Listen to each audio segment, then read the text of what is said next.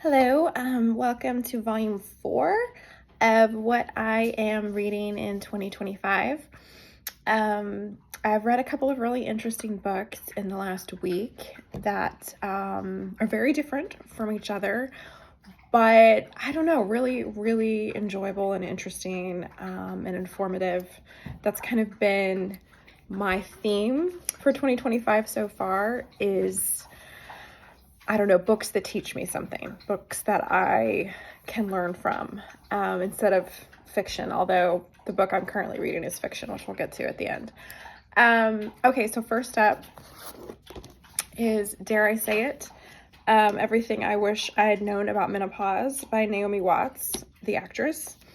And wow, okay, this book, so important for women of pretty much any age, but certainly for women who are in midlife somewhere, right? I'm not at this stage yet, but obviously I'm closer to it than I am further away from it. So I think I really wanted to understand a lot more of what the options are, about what women go through. I've certainly seen women suffer in my own family and friends suffer through this, and a lot of that suffering has to do with misinformation or lack of information and not understanding what was happening and what their bodies were going through and being misdiagnosed with all sorts of things and just not getting to the problem soon enough and just suffering for years. And I think this is kind of the story.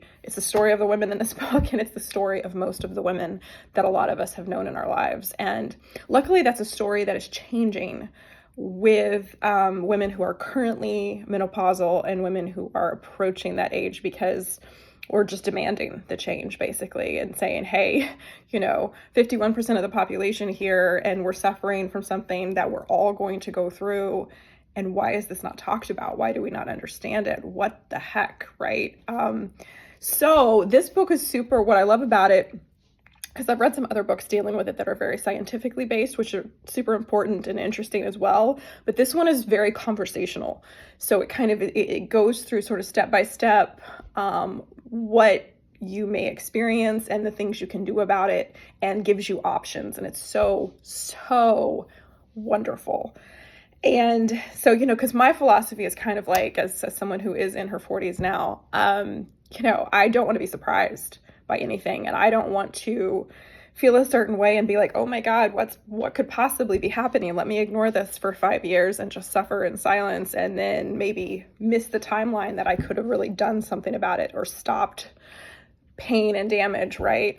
So I want to be really in tune to my body. I want to kind of know when I think perimenopause is starting so that I can jump on it, right?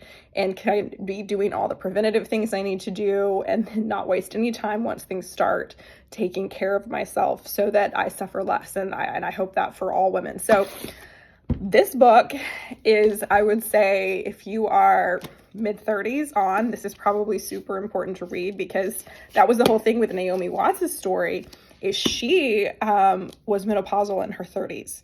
And that was like a shock to her, right? She was not prepared for it at all. And no one had ever talked to her about it. And so she got thrown in the deep end because she started it younger than average.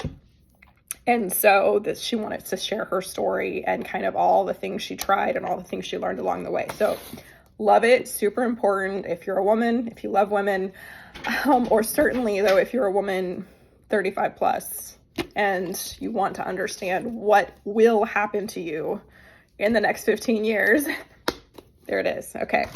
So love it. Recommend it. Then the next book I read, which I just finished reading this morning, Memorial Days by Geraldine Brooks. So Geraldine Brooks is an author that I really like. She's a Pulitzer Prize winning author. And this, however, is a memoir.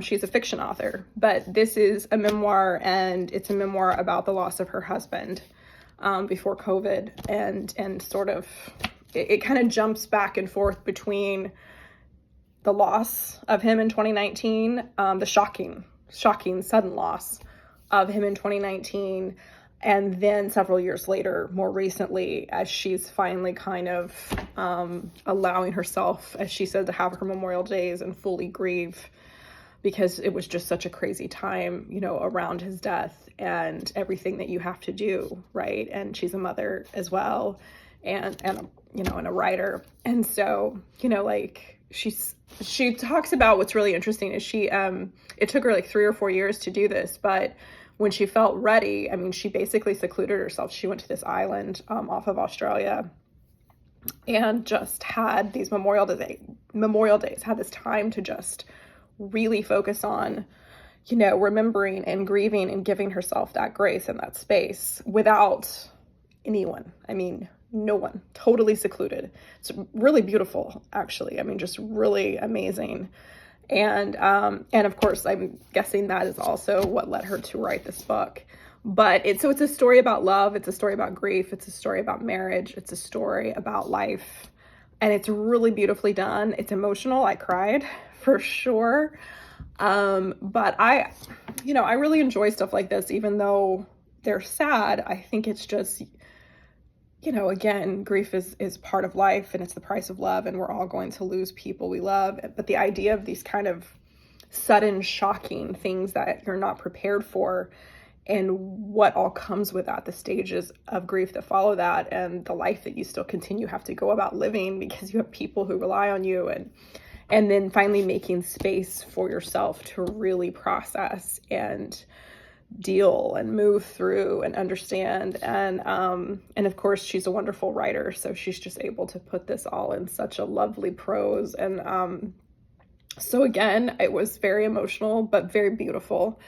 And I mean, I definitely, I read this in 2 days, right? I started it yesterday and I finished it this morning. That should tell you a little bit. I mean, yes, I'm a fast reader, but also only am I a fast reader when I'm really engaged in something.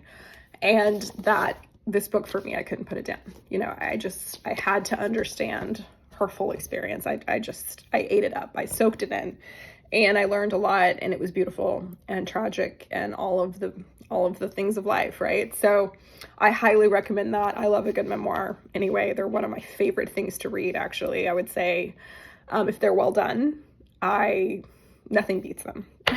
Okay, so those 2 books, fabulous. Those are the ones I finished in the last few days. Then, as you know, I mean, I've said this already, but I cannot not be reading a book. So as soon as I finish one, I immediately start the next one, even if only the introduction, because it's a thing my whole life. I can't stand it. So like when I get about halfway through my last book in my stack at any given time, I'm already going back on Amazon or going to Books A Million or the library. I'm going and getting my next book because I can't, it's got to be waiting for me, or I get like stressed. It's just, I mean, it's always been that way. I'm just well, as I said, I work to read, right? Like everything else I do in life is so I have time to read. So it's just the way it is. So my new book, current book, I decided I've been reading some heavy stuff, some, you know, very moving, important, learning, growing, intensive kind of soul searching reading. So I need a break from that. And so I'm going to read a crime thriller next, but it's also kind of in the vein of things I'm interested in. So it's Alice Feeney's new book, Beautiful Ugly. And again, I just started it, but it already kind of got me. It has a bit of a Gone Girl feel to it, but I don't know if it's going to go Gone Girl or not, right? I mean, for those of you that know Gone Girl, it starts with the disappearance of a wife, right? Of a woman, and it's from the husband's perspective. And so there's mystery. I can already tell there's mystery around her disappearance. And so, you know, of course, with Gone Girl, did she do it to herself, right? Was it foul play? Is it just, what is it, right? So that's a question. I have no idea where this book is going to go, but I know it's going to be sort of unpacking, you know, a marriage and the secrets that people hold even from those who are closest to them, maybe especially from those that are closest to them. And so I eat that stuff up, right? That's good. So I'm hoping this is going to go fun places, and I will let you know in my next video what I actually think about it. So until next time.